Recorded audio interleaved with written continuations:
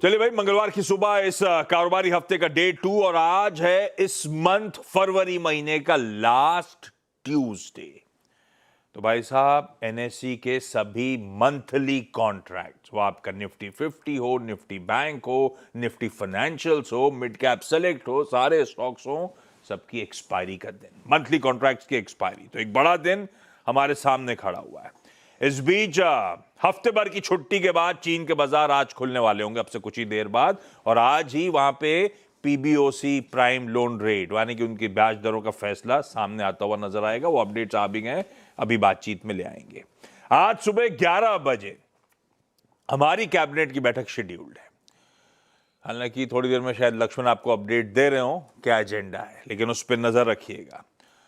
और आज आज मतलब यूएस का मंगलवार, हमारे यहां टेक्निकली बुधवार सुबह हो जाता है। प्रेसिडेंट ट्रम्प साहब का state of the union address होना है, पर इस पे तो हम लोग कल सुबह भी इंतजार कर रहे होंगे, आज सुबह के शो में, जैसे कल सुबह के शो में 7 बजे, क्योंकि 7:30 बजे टेक्निकली वो state of the union address है, तो आज इसको छोड़ देते हैं। लाइए गिफ्ट निफ्टी के समीकरण दिखाइए स्क्रीन पे। आधे % के उछाल के साथ, नहीं ये तो आज फ्यूचर्स है, गिफ्ट निफ्टी कहां है, 1/3% दबाव के साथ शुरुआत होने के इंडिकेशंस, 80-85 अंक कमजोर। और ओवरनाइट, मतलब हमारे लिए ओवरनाइट खूब भड़के, एज एक्सपेक्टेड भड़के हुए ट्रम्प साहब ट्रुथ सोशल पे अपने सुप्रीम कोर्ट को सुना डाली, जो देश उनको रिप ऑफ कर रहे थे उनको सुना डाली, ईरान को समझाया, और साथ में मेरे ख्याल से वो मुझे कांग्रेस के अप्रूवल की जरूरत नहीं आ जाने। और एक कुछ ट्वीट तो इतने बड़े होते हैं कि पढ़ने का मन भी नहीं करता है। कौन लिखता है पता नहीं, ऐसा पूरा पैराग्राफ ऐसे लिख देता है उनके लिए।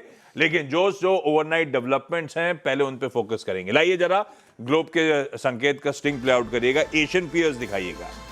एशिया में कुछ ही देर बाद चाइना के मार्केट्स खुल रहे होंगे, जापान के मार्केट एक्सटेंडेड वीकेंड के बाद खुले हुए हैं, तो थोड़ा सा एबरेशंस होंगे, उसको ध्यान रखिएगा। बाकी मिला जुला सा रुझान है एशियाई पीयर्स का। प्रॉब्लम यूएस के मार्केट्स। कल जब हम सेशन की समाप्ति कर रहे थे मंडे को 3:30 बजे, यूएस के फ्यूचर्स 1/4% दबाव में थे। 1/4 दबाव डाइजेस्ट किया था। एक्चुअल पेन कहीं ज्यादा, 1% से 0.25%। डाउ एक ट्रेडिंग सेशन में 825 पॉइंट लुढ़कता हुआ नजर आया। और आज सुबह की फ्यूचर ऐसा कोई स्टेप, बस ऐसा कह रहे हैं कि कल के पेन के बाद शायद स्टेबलाइज होना, रिकवरी तो नहीं दिख रही अभी, तो पेन तगड़ा था।